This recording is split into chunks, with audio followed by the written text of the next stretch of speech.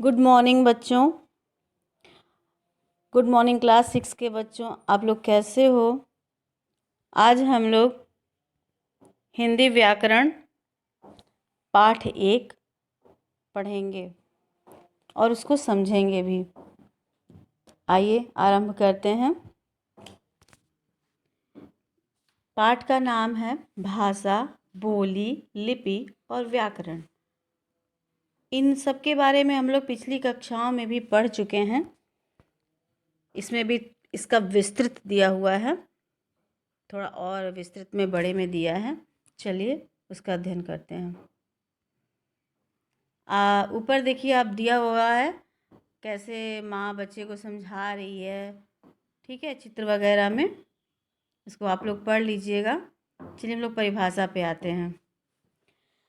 भाषा भाषा वह साधन है जिसके द्वारा मनुष्य अपने भावों को, अपनी भावनाओं को तथा अपने विचार को, अपने बात को प्रकट करता है तथा दूसरे की भावों और विचारों को समझता है।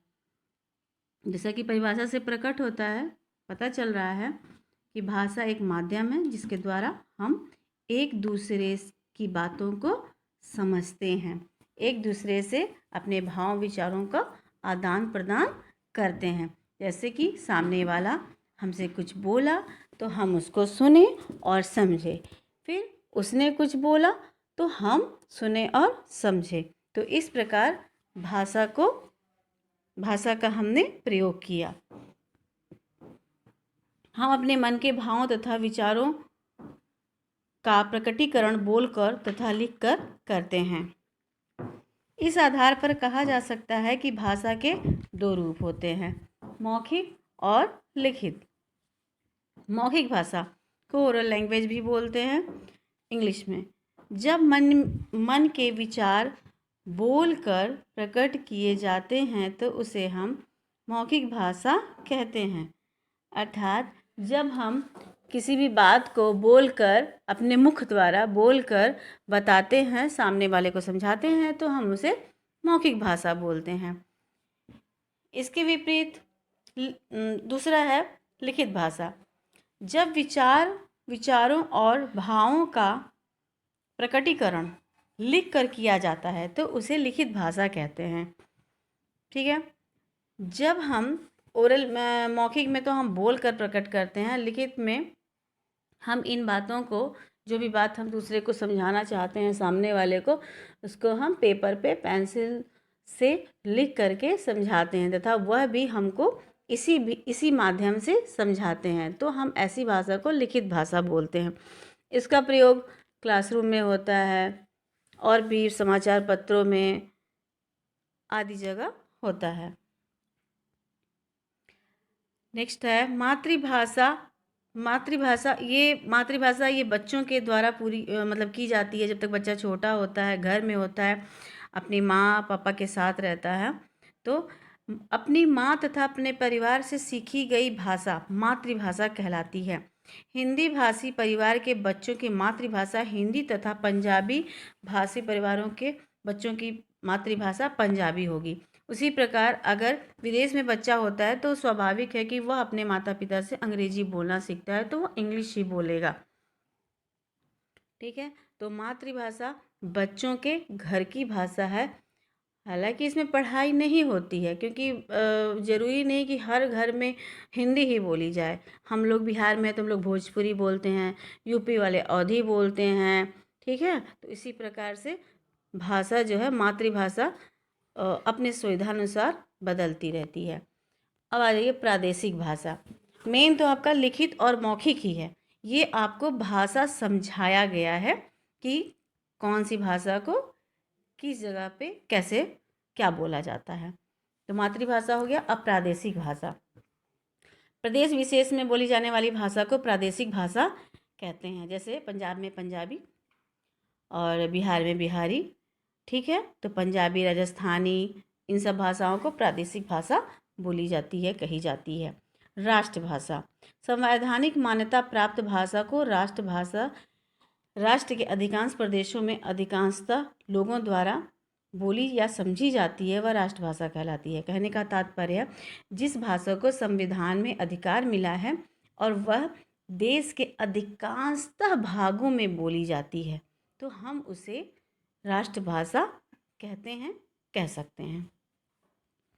हिंदी हमारी राज्य भाषा है, ना कि राष्ट्रभाषा है। ठीक है, इसे हम राजभाषा कहते हैं और इसे राज्य में स्थान प्राप्त है, क्योंकि हमारे देश में बहुत सारे संस्कृति और धर्म के लोग रहते हैं, तो सभी हिंदी नहीं बोल पाते और उनको असमर्थता भी होती है।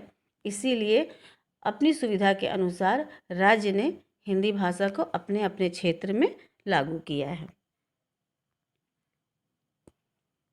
अंतर्राष्ट्रीय भाषा, जब दो देशों में बातचीत करने का जो माध्यम होता है, उस भाषा को हम अंतर्राष्ट्रीय भाषा बोलते हैं। विश्व के दो या दो से अधिक राष्ट्रों द्वारा परस्पर संपर्क हेतु प्रयोग में लाई जाने वाली भाषा अंतर्राष्ट्रीय भाषा कहलाती है। इसका माध्यम अंग्रेजी है। भारतीय भाषाएं, संस्कृत भारत की प्राचीनतम भाषा है। जैसे कि आप सब लोगों को पता है कि सबसे पहले संस्कृत का ही उद्गम हुआ था।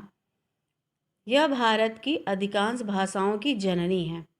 हमारे अमर ग्रंथ, वेद, पुराण, रामायण, महाभारत, उपनिषद, ये सब कुछ संस्कृत में ही लिखे गए हैं और संस्कृत से ही हिंदी की उत्पत्ति हुई है। भारत में कुछ अन्य भी भाषाएं बोली जाती हैं, जैसा कि आप सब लोग जानते हो, पंजाबी, मराठी, तेलुगु, कन्नड़, कश्मीरी आदि। बोली, भाषा का क्षेत्रीय रूप बोली कहलाता है। भाषा की अपेक्षा बोली का क्षेत्र सीमित होता है। भाषा बहुत सारे स्टेट में बोली जाती है और बोली उसी स्टेट में बोली जाती है, मतलब उसी राज्य में बोली जाती है जहाँ के निवासी उसको बोलते हैं। दूसरे निवासी उस बोली को समझ सकने में असमर्थ होते हैं, समझने में, क्योंकि यह क्षेत्र विशेष में ही बोली जाती है। सरकारी कार्यों में इसका प्रयोग बिल्कुल नहीं होता है तथा इसका अपना रचा हुआ साहित्य भी नहीं होता है, जैसे भोजपुरी, हरियाणवी, अवधी आदि। जैसे आप देखोगे तो भोजपुरी आप बिहार में बोलोगे, लेकिन आप इसको अदर स्टेट में बोलोगे तो वो लोग समझ नहीं पाएंगे। ऐसे ही उधर वाले, मतलब अदर स्टेट वाले आते हैं आपके राज्य में, अपनी भाषा बोलते हैं तो आप नहीं समझ पाते हो। भाषा और बोली में अंतर। भाषा का क्षेत्रीय रूप विस्तृत होता है। भाषा का क्षेत्र जो है वो बहुत बड़ा होता है, जबकि इसके विपरीत बोली का क्षेत्र छोटा होता है, वह उसी जगह बोली जाती है। भाषा में साहित्य रचना होती है। आपका जो भी हम लोग पढ़ रहे हैं व्याकरण में, हिंदी साहित्य में कविता, गद्य, पद्य, ये सब कुछ हिंदी में रचित की जाती है, रचना की जाती है इसकी। जबकि बोली केवल बोली जाती है। यदि किसी बोली में साहित्य रचना होती है तो वह बोली की उपभाषा बन जाती है, मतलब उपभाषा मतलब छोटी भाषा बन जाती है। जैसे ब्रज और अवधी, ब्रज भी भाषा है और अवधी भी भाषा है। ब्रज मथुरा के साइड में बोली जाती है, अवधी अवध के क्षेत्र में बोली जाती है। भाषा का प्रयोग सरकारी कामकाज के लिए किया जाता है। जैसा कि देखिए हमारे स्कूल का, गवर्नमेंट का जो भी काम है, जितना हिंदी और इंग्लिश दोनों में होता है, जबकि बोली का प्रयोग सरकारी कामकाज में न के बराबर होता है, बल्कि किसी क्षेत्र विशेष में जन सामान्य के परस्पर व्यवहार या विचारों के आदान प्रदान में प्रयोग होता है। जैसे भोजपुरी है, अक्सर हम अपने फैमिली से, अपने घनिष्ठ लोगों से बड़े प्यार से बात करते हैं, लेकिन जब हम स्कूल में पहुंचते हैं तो हम हिंदी और अंग्रेजी का प्रयोग करते हैं। लिपि, प्रत्येक भाषा में लिखने के कुछ निश्चित चिन्ह होते हैं। इन चिन्हों के लिखने के ढंग या तरीके को ही लिपि कहते हैं। हिंदी भाषा की लिपि देवनागरी है, अंग्रेजी की रोमन, पंजाबी की गुरुमुखी है। जैसे इसमें दिया भी है, लड़की नाच रही है, आपकी हिंदी देवनागरी आ गई। द गर्ल इज डांसिंग, वह लिपि रोमन है, अंग्रेजी है, गुरुमुखी हम नहीं पढ़ पाएंगे इसे, सॉरी। चलिए नेक्स्ट चलते हैं, आगे चलते हैं। आगे हम व्याकरण के बारे में पढ़ाई करते हैं। व्याकरण, भाषा उपर्युक्त। देखिए इसमें कैसे आपको चित्र के माध्यम से समझा रहा है। चित्र के माध्यम से तीन वाक्य दिया है और तीनों वाक्य अशुद्ध है। ठीक है, इसका शुद्ध रूप नीचे हम पढ़ते हैं।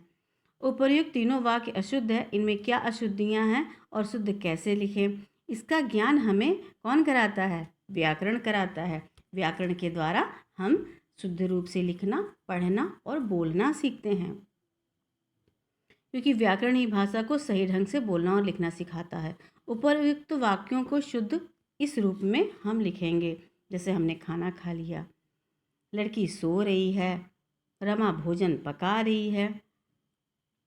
परिभाषा, वह शास्त्र, व्याकरण की परिभाषा इस प्रकार है, वह शास्त्र जो हमें किसी भी भाषा की शुद्धता के नियम को सिखाए उसे हम व्याकरण कहते हैं या वो व्याकरण कहलाता है। व्याकरण के विभाग, ठीक है, यानी व्याकरण के जो पार्ट होते हैं वो बता रहे हैं। व्याकरण के 3 भाग होते हैं, 3 अंग माने जाते हैं, वर्ण विचार, शब्द विचार और वाक्य विचार।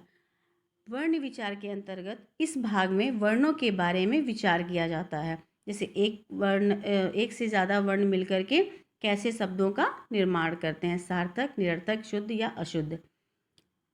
नेक्स्ट है शब्द विचार। इस भाग में वाक्यों की उत्पत्ति तथा उनके भेदों की जानकारी प्राप्त करते हैं, जैसे शब्द जब मिले तो मिलने के बाद कौन से वाक्य बने, वह वाक्य मिश्रित बने, वह वाक्य सरल बने या वह प्रश्नवाचक बने, इसके बारे में जानकारी प्राप्त करते हैं। वाक्य विचार, वाक्य के इस भाग में वाक्यों की रचना, प्रकार आदि की जानकारी प्राप्त की जाती है। ठीक है, तो अब आप लोग क्या पढ़ें?